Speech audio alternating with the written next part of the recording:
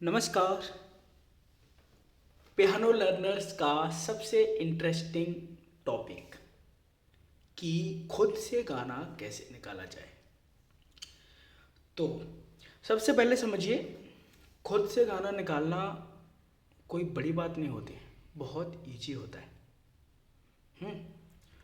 और इसके लिए कुछ ट्रिक्स होती हैं, टेक्निक्स नहीं कहूँगा, थोड़ी सी ट्रिक्स होती हैं। और hit and trial method he use होता है, हिट एंड ट्रायल। और सेंस के ऊपर डिपेंड करता है कि आपका सेंस कैसा है, तो आप उतना ही अच्छे तरीके से गाना निकाल सकते हैं। और सबसे ख़ास बात, ये जो वीडियो मैं बना रहा हूँ, मैं आँखों पे पट्टी बांध करके बना रहा हूँ, यानी मुझे भी कीबोर्ड नहीं दिख रहा है, ठीक है। तो जो विजुअली इम्पेयर्ड लोग होते हैं उनके लिए ये बहुत ही यूजफुल होने वाली है, ठीक है। तो सबसे पहले समझते हैं कि इस वीडियो में आगे क्या प्रोसेसिंग रहेगी।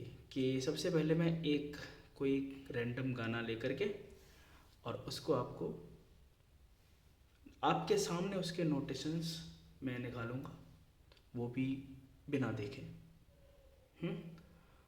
और दूसरी बात, बीच बीच में हो सकता है मैं आपको कुछ चीज़ें बताता जाऊँ, और फिर लास्ट में मैं आपको कुछ ट्रिक्स भी बताऊंगा, ठीक है, जो आपकी काफ़ी हेल्प करेंगे। और जब आप इस वीडियो को एक बार देख लेंगे, फिर आप दोबारा देखेंगे शुरू से लेकर एंड तक, तो आपको काफ़ी चीज़ें समझ में आएंगी, ठीक है। तो फर्स्ट ऑफ ऑल अपने को क्या करना है कि अपने को अपने स्केल का पता करना है। तो मैं उंगलियों को फील कर करके मैं स्केल का पता कर रहा हूँ। और स्केल का पता करने के लिए आपको ब्लैक कीज से पता करना है कि 2 कीज का पेयर देखो और फिर 3 कीज का पेयर देखो, ठीक है। और 2 कीज से बिल्कुल जस्ट पहले तक आपका सी है, और जो 3 की है उससे जस्ट बाद तक आपका बी है, और वहाँ से अगला सी शुरू हो जाता है। ये अगला सी हो गया, ये बी हो गया। तो मेरा स्केल मेरे को मिल गया,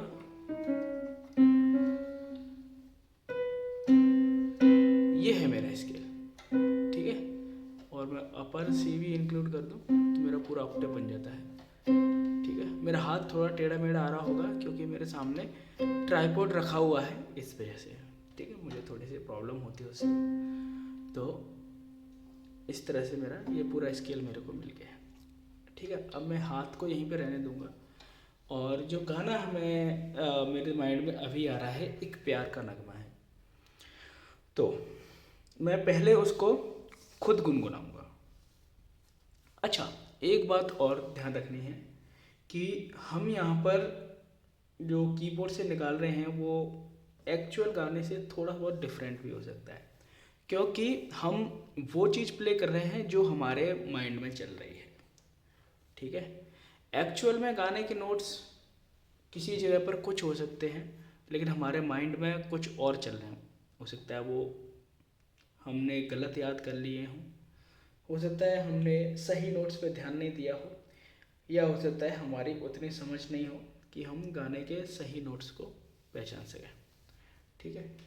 तो जो भी है, जैसा भी है आपके माइंड में गाना, वो कीबोर्ड पर बजना चाहिए, वो आपका उद्देश्य है, ठीक है। और वही उद्देश्य होना चाहिए, ठीक है।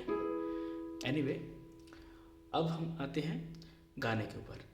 तो सबसे पहले मैं क्या करूँगा, मैंने अपना ऑक्टेव तो ढूंढ लिया है और हाथ को रहने दूंगा। अब मैं उसको गुनगुनाऊंगा। एक प्यार का नगमा है, ठीक है, ये। तो अब मैं क्या करूँगा, एक प्यार, तो यहाँ पर जो नोट्स बज रहे हैं, जो सुर बज रहे हैं, या जो सुर मैं गा रहा हूँ, उन सुरों को मैं ढूंढने की कोशिश करूँगा। एक प्यार, ओह वाह, मतलब फर्स्ट टाइम में आंख बंद करके ही मेरे को मिल गया। हो सकता है आपको मिलने में थोड़ा टाइम लग जाए, है ना, तो उससे घबराने की ज़रूरत नहीं है। मुझे इसलिए मिल गया क्योंकि मैंने इस गाने को पता नहीं कितने बार बजा रखा होगा, ठीक है, और अलग अलग स्केल से हर जगह। तो और मेरा हाथ रखा हुआ है, और ये भी वजह हो सकती है कि मैंने इससे पहले कॉर्ड बजाया था ये वाला, ठीक है, तो यही कॉर्ड मेरे दिमाग में चला गया और इसी स्केल पे अपने आप वो गाना मेरे मुंह से निकल गया, और मेरा हाथ भी इसी पोजीशन में रखा हुआ था। एक प्यार का नगमा है। और एक और बात कि मेरी जो वॉइस है वो इसी स्केल पे मोस्टली चलती है, जिस स्केल पे अभी ये बजा है, ठीक है। तो ये भी वजह हो सकती है, इसकी कई वजह हो सकती हैं कि मेरे को ये गाना अचानक से कैसे मिल गया, ठीक है। तो अभी मैं इसको ना ठीक है, मैं यहीं से ट्राई करता हूँ इसी स्केल से। एक प्यार का नगमा है।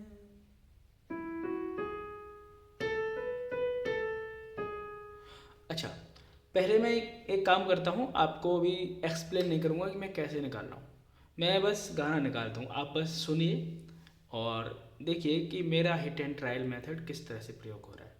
और ध्यान रखना, पूरे वीडियो में मैंने कीबोर्ड को जरा सा भी नहीं दिखाया अभी, ठीक है, और ना मैं लास्ट तक देखने वाला हूँ। ओके, एक प्यार का नगमा है, मौजों की रवानी है, जिंदगियाँ कुछ भी नहीं, तेरी मेरी कहानी है, एक प्यार का नगमा है, तू नदियों के, मैं तेरा किनारा हूँ, तू मेरा सहारा है, मैं तेरा तेरा मैं तेरा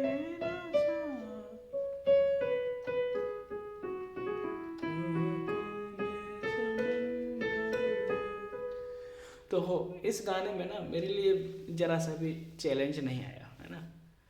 और बीच का म्यूजिक मैं कोशिश करता हूँ, देखिए बिना देख के ही कर रहा हूँ।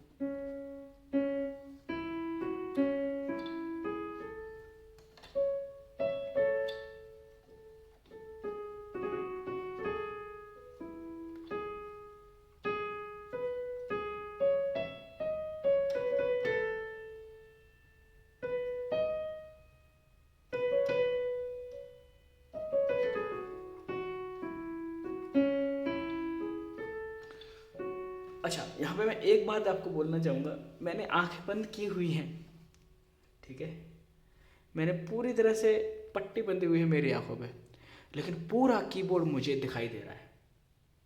आप कहेंगे कैसे? मुझे माइंड में दिखाई दे रहा है, ठीक है।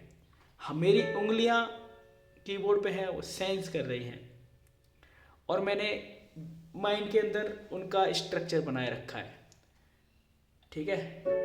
मैं ऐसे समझ लो कि मैं यहाँ पर हाथ से देख रहा हूँ मतलब कैसी बात हो गई, हाथ से देखना। तो यही आपको करना है कि अभी देखिए मेरी उंगलियां कहाँ पे रखी हैं, मैं बता सकता हूँ। मेरी उंगलियां रखी हैं एफ शार्प माइनर कॉर्ड पे।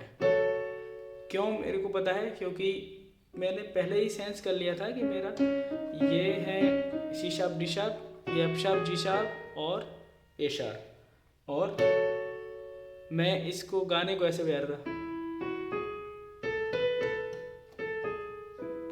इसको मैंने ई मेजर स्केल पे बजाया है और इसमें मैंने एफ शार्प माइनर कॉर्ड पे हाथ रखा था, ठीक है। क्योंकि मेरे को हाथ से सेंस करके भी कर रहा हूँ मैं, और मेरे ब्रेन के अंदर उसकी फ़ोटो भी चलती जा रही है, ठीक है, ठीक है। अब कोई और गाना ले लेते हैं और फिर मैं थोड़ा उसको ट्राई करता हूँ, थोड़ा मेरे लिए भी थोड़ा सा चैलेंज हो, और मैं दोनों गानों में फिर आपको ट्रिक भी बताऊंगा, ठीक है। कौन सा गाना लें? कोई खुशी वाला गाना ही लेंगे। हाँ, आने वाला पल, ये गाना अच्छा है। आने वाला पल जाने वाला है। मैंने देखिए हाथ हटा लिया था बीच में, मैं सेंस करके वापस से आता हूँ। अब मैं आने वाला पल, तो सबसे पहला नोट ढूंढूंगा ये ऊंचा हो रहा है मेरा यहाँ पे और ये है मेरे को ढूंढना है हा, मिल गया। आने वाला, गलत हुआ। आने वाला पल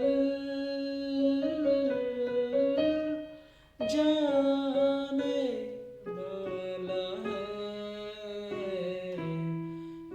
हो सके तो इसमें जिंदगी बिता दो, पल जो ये जाने वाला है। आने वाला पल जाने वाला है।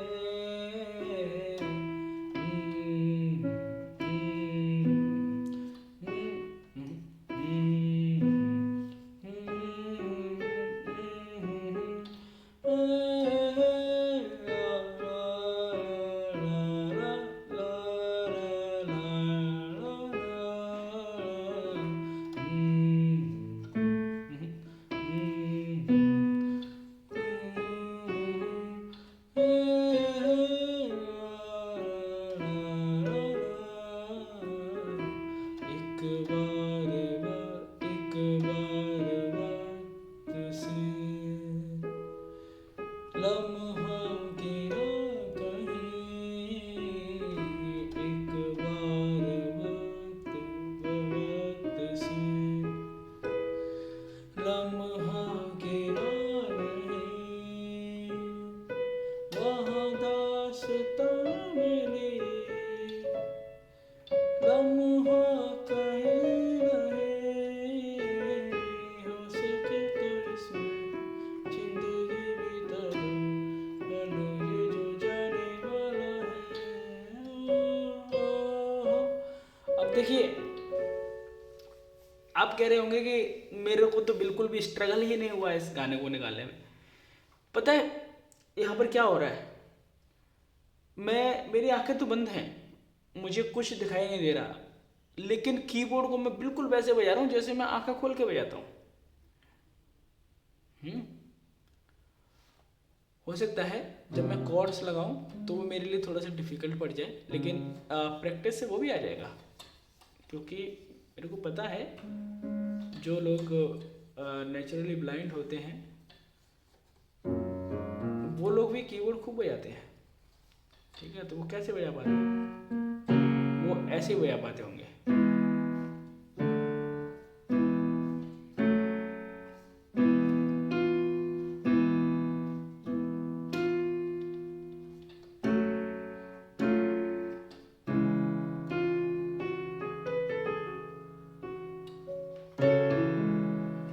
ठीक है, तो अच्छा, अब कुछ ट्रिक्स की बात कर लेते हैं, ठीक है। अगर कोई और गाना माइंड में आता है तो मैं वो भी करता हूँ। ओके, तो सबसे पहले तो आपको एक चीज़ ध्यान रखनी है कि ये जो ए शार्प सी शार्प जैसी चीज़ें होती हैं ना, जब आप गाना निकालने बैठेंगे तो आप ये सारी चीज़ें आप भूल जाइए। अगर आप उन चीज़ों का ख्याल रखेंगे कि अच्छा गंधार सुर बज रहा है मेरा, मध्यम सुर बज रहा है, कौन सा सुर बज रहा है ना, या कौन सा नोट है, जी शार्प डी शार्प क्या है, मैं क्या बजा रहा हूँ, या कॉर्ड कौन सा है, या फिर स्केल कौन सा है, F sharp minor, D sharp major, कौन सा क्या है, तो देखिए आप फंस जाएंगे, है ना। मेरा मतलब है कि जहाँ पर आप ये अल्फ़ाबेट वाली चीज़ों में चले गए ना, वहीं पर आप फंस जाएंगे। ठीक है, आपको कहाँ पे रहना है, सिर्फ कीज पर और साउंड पर रहना है कि कीज कौन सी है, कीज के बीच का डिस्टेंस कितना है। हम्म, मतलब कीज की मैपिंग चाहिए बस आपको, और साउंड चाहिए, साउंड का सेंस चाहिए बस। ये दो चीज़ें चाहिए, इन दो चीज़ों से आप गाना निकालेंगे। ठीक है, ओके। तो हो, मेरा हाथ अपने आप ही एफ शार्प माइनर कॉर्ड पर पहुंचा, है ना, मैंने उठा लिया था, मेरी आंखें बंद हैं अपने आप ही, देखिए, वाह, है ना। तो आपकी भी ऐसे अच्छी प्रैक्टिस होगी, मेरे को विश्वास है, क्योंकि मैंने सोचा नहीं था कि मैं आंखें बंद करके भी इस तरह से बजा सकता हूँ। ओके, तो सबसे पहली मैंने बात आपको बताई कि आपको उलझना नहीं है, वो आपके लिए गलत रास्ता है। मतलब गाना बजाने के लिए वो गलत रास्ता है, वो गलत चीज़ नहीं है, लेकिन यहाँ पर उसका यूज नहीं है बिल्कुल भी। अगर आपने यूज कर लिया तो वो आपके लिए वो बोलते हैं ना, साइड इफ़ेक्ट कर जाएगा, है ना, नुकसान कर जाएगा वो चीज़। तो उससे आपको गाना निकालने में बचना है, आप उस चीज़ से बचिए और अवॉइड करें उसको। ठीक है, अब अब ट्रिक क्या होती है कि आ, सबसे पहले आपको आपको ना गाने का स्केल पता करना चाहिए।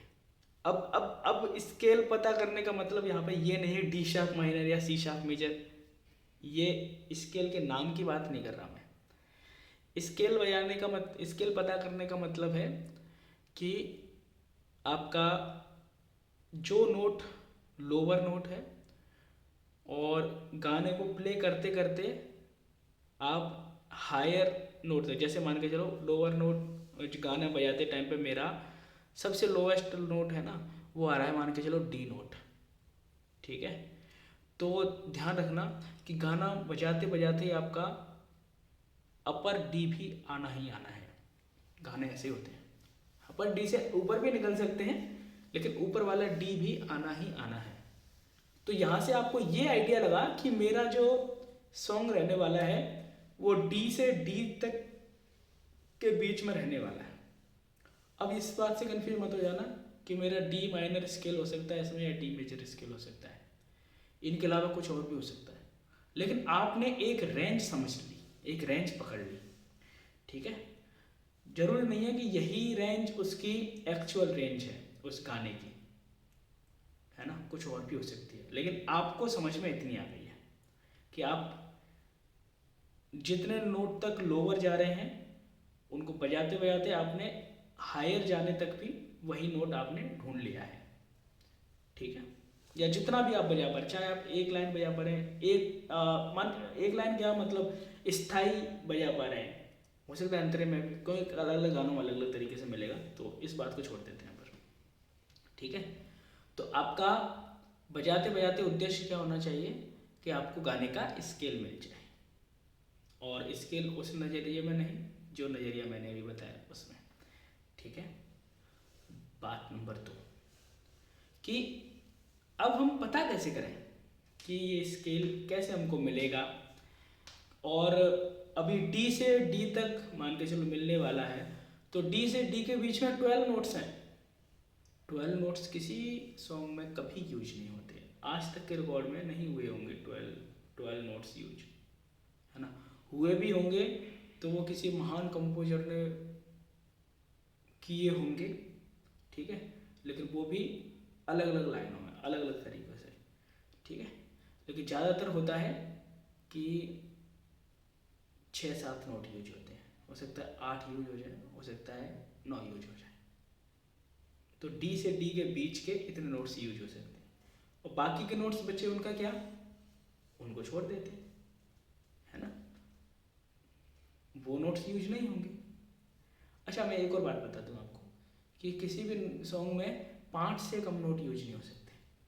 5 नोट तो कम से कम होने ही होने हैं, ठीक है। और 7, 8, 9 मैक्सिमम इतने जा सकते हैं, ठीक है।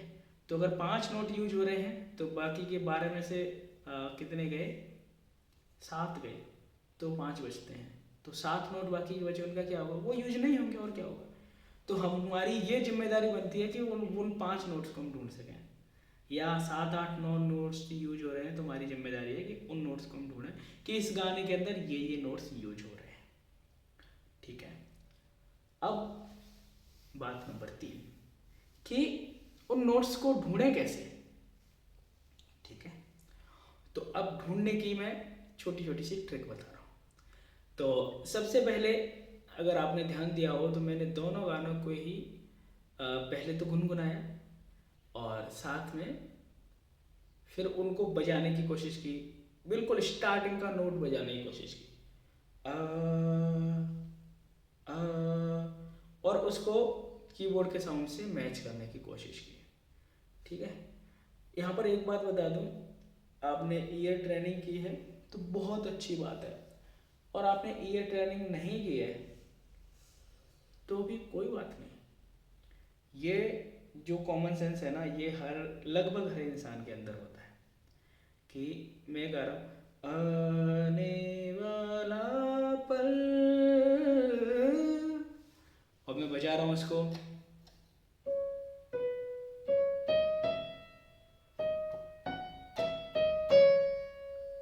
तो वो भी कहेगा कि गाना तो बज ही नहीं रहा। हर इंसान के अंदर इतना होता है। आप भी कह रहे हो कि जो मैंने कहा है वो तो बज ही नहीं रहा है, ठीक है। तो इतना तो आप समझते हैं कि मेरा गाना निकल रहा है कि नहीं, इतना सेंस तो है ना, इतनी ईयर ट्रेनिंग इनफ है इस चीज़ के लिए, ठीक है। और तो अब हम क्या करते हैं कि सबसे पहले अब फर्स्ट नोट को पकड़ने को कोशिश करते हैं। तो आने वाला इस वाले नोट को ढूंढूंगा मैं। अब सबसे पहले अपना मैं ऑक्टेव ढूंढ लेता हूँ। हाँ, क्या मिल गया।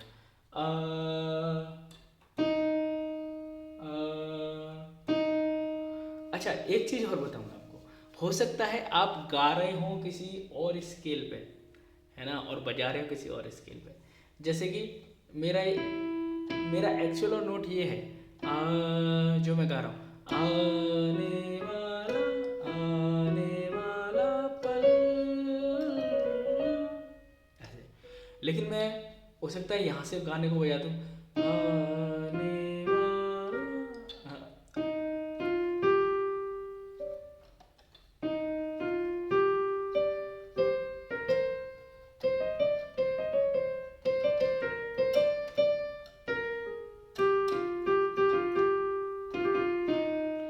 ठीक है।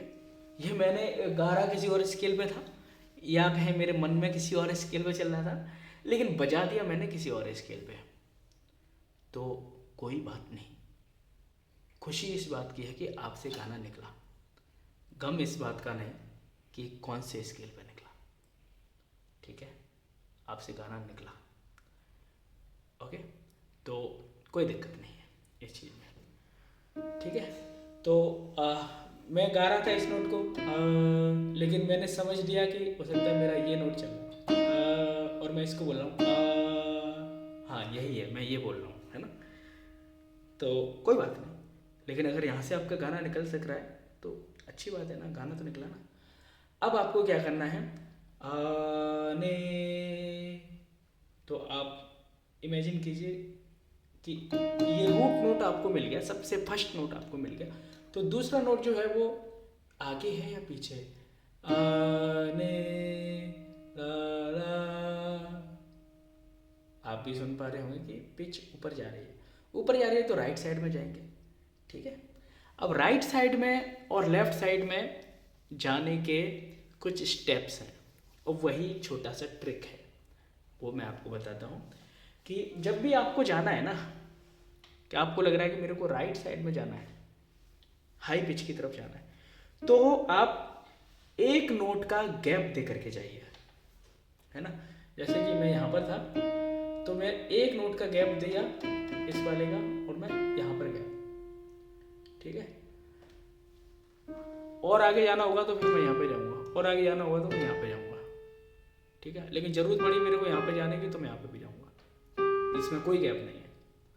और मैं आपको बता दूँ, अगर आपके 7 नोट्स यूज हो रहे हैं ना किसी गाने के अंदर, 7 नोट्स यूज हो रहे हैं, तो उसमें से 4-5 नोट्स ऐसे होंगे जिनके बीच में एक नोट का अंतर होगा। 1-2 नोट्स हो सकते हैं जिनमें कोई अंतर नहीं है, जिनके बीच में कोई नोट नहीं है, कॉन्टिन्यूस नोट्स हैं, ठीक है। और हो सकता है इससे थोड़ा डिफरेंट हो कि किसी नोट के बीच में 2 नोट्स का भी गैप हो सकता है ना। और हो सकता है कई बार 2-3 नोट एक साथ भी आ जाए लगातार, है ना। लेकिन ज़्यादातर केस में क्या होगा कि 2 नोट के बीच में एक नोट का अंतर होना ही होना है। ये मान लो आप 60 से 70% तो यही होने वाला है, ठीक है। बाकी की चीज़ें बची वो भी आ जाता है, वो उसके लिए घबराने की जरूरत नहीं। तो आप बेसिक सा फॉर्मूला या कहें ट्रिक पकड़ लो कि आपको ऊपर जाना है तो एक नोट का गैप दे करके ही जाना है, नीचे आना है तो एक नोट का गैप दे करके आना है, और एक नोट के गैप से ही अपने को हिट एंड ट्रायल करके पता करना है कि मेरा सही बज रहा है या नहीं, ठीक है।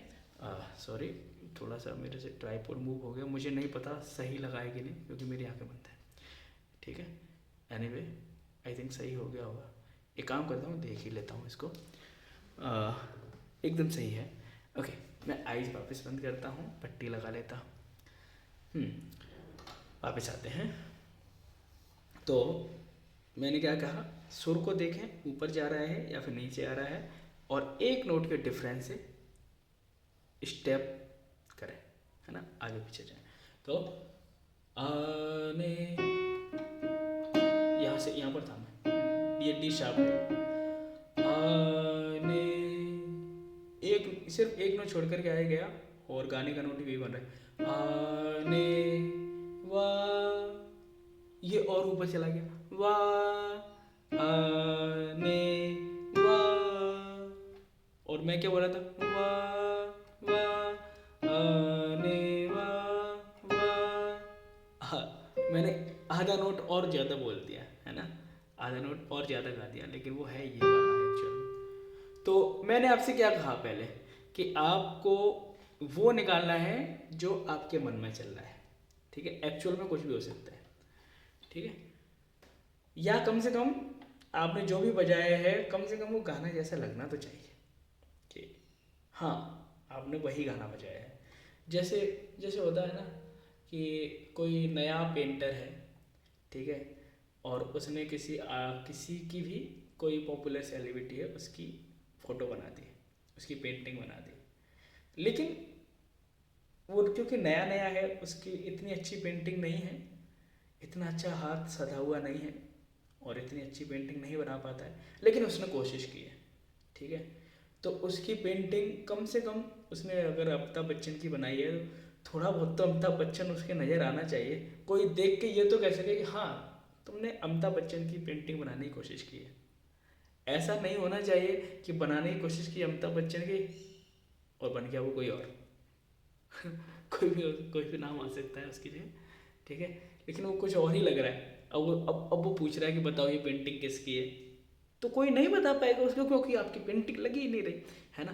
तो ऐसा ही आपके गाने में, आपका गाना 100% नहीं बजेगा मेरे को पता है, लेकिन थोड़ा बहुत तो मिलता जुलता बजे, ये आपको कोशिश करनी, ठीक है।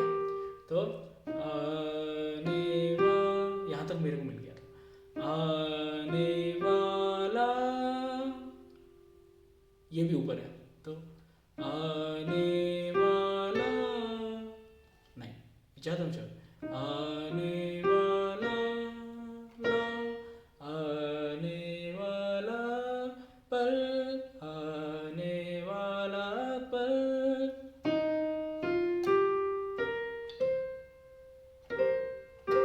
यहाँ पर आ रहा है, मैं ज़्यादा ऊंचा बोल रहा है, ये तो काफ़ी नीचे था उसे, आने वाला नहीं, ये नहीं बैठा, बेस रहा है, आने वाला डायरेक्ट नहीं पहुंच रहा उस नोट पे, मैं आपके लिए एक एक नोट ट्राई करके करता हूँ, ठीक है। तो ये इसके जस्ट बाद में ये है, फिर ये, फिर ये, फिर ये, फिर ये, फिर ये, और थोड़ा और ऊपर जाए तो ये नोट्स हैं। मैं हर एक को ट्राई करूँगा, ठीक है।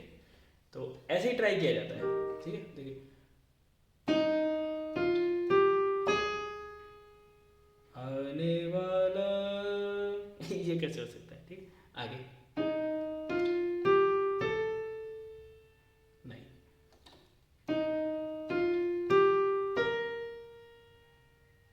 नहीं,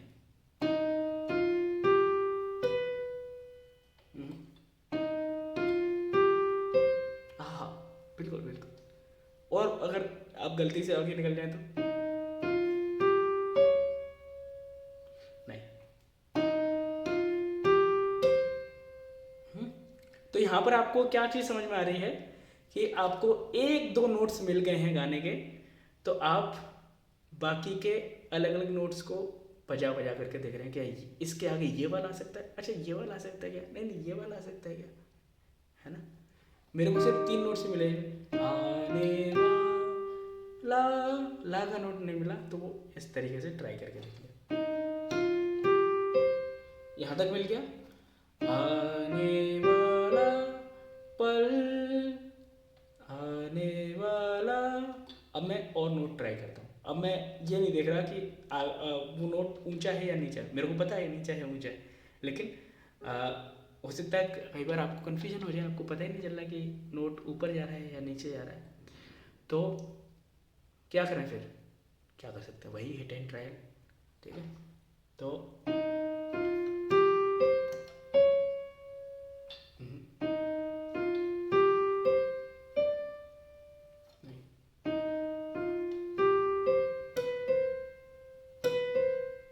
हाँ, थोड़ा मिला है ना, लेकिन ये एक्चुअल में नहीं है। हो सकता है आप इसी को मान लें, तो कोई बात नहीं, आपने मान लिया तो, लेकिन लग तो रहा ना, उससे मिलते जुलता तो लग रहा है ना। आपने एक्चुअल में अमिताभ बच्चन की पेंटिंग नहीं बनाई, लेकिन मिलती जुलती तो लग रही है ना।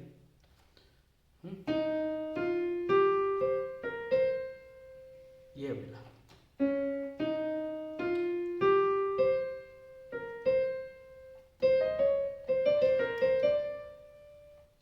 अब आगे क्या देखते हैं।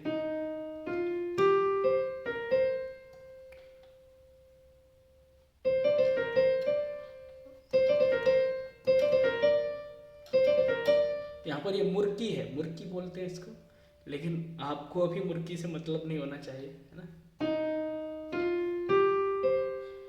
आने वाला पल,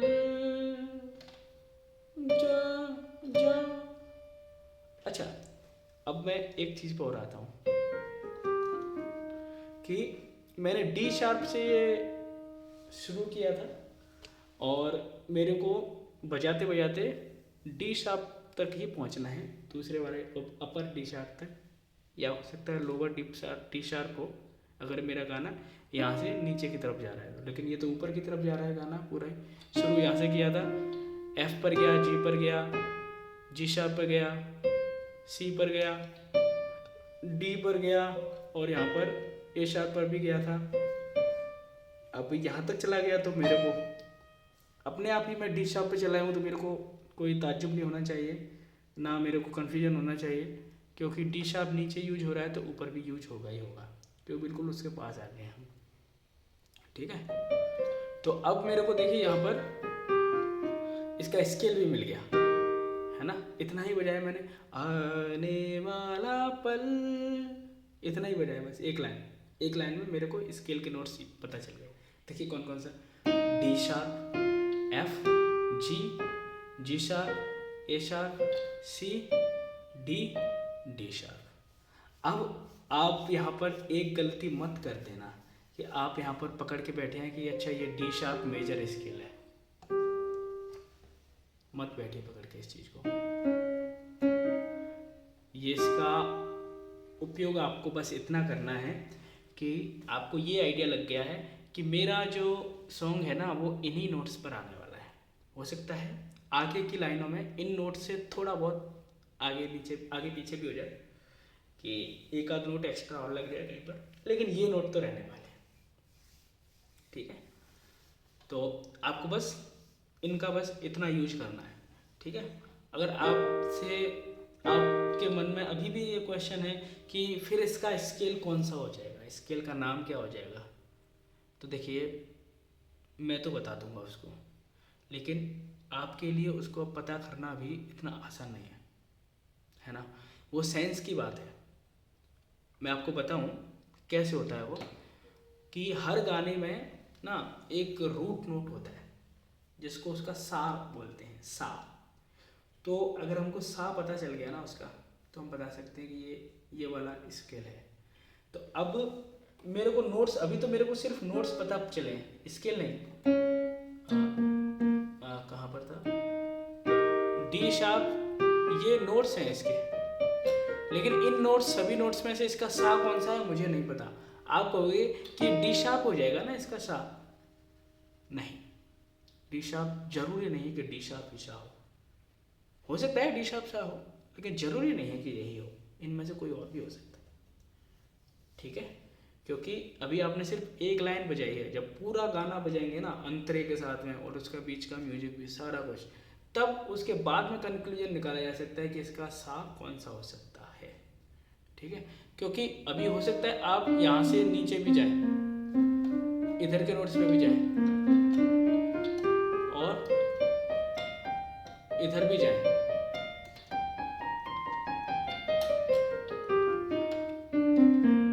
ठीक है।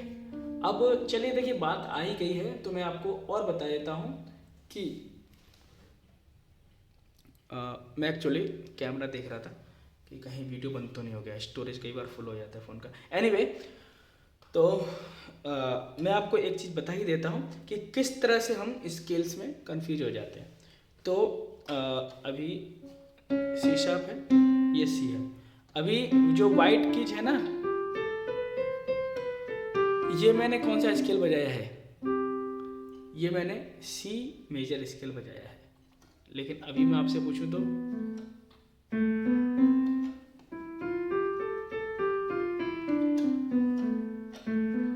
ये कौन सा स्केल बजाया है,